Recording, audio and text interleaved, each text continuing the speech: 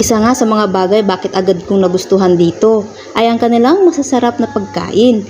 Ilang araw pa nga lang namin dito ay talaga namang sobra kaming nag-enjoy sa mga pagkain dito. Bukod sa masasarap ay talaga namang authentic. Iba talaga kapag nakakain ka ng mga authentic na food. Napakarami mo ngang makakainan dito. Along the street nga lang ay may mga makakainan ka na dito at hindi ka magugutom o mamomroblema pang maghanap ng kainan. Medyo may kamahalan din ang mga pagkain dito, pero depende naman yan kung sa orderin mo. Like 46 MOP, parang 350 pesos yon. Pero meron namang mas mababa pa ng konti, ay makakakain ka na. Pero kung gusto mo naman ng mas masasarap pa, ay gagastos ka ng mga 100 MOP o pataas pa. Pero sulit na yon. Take note dahil ang serving po nila dito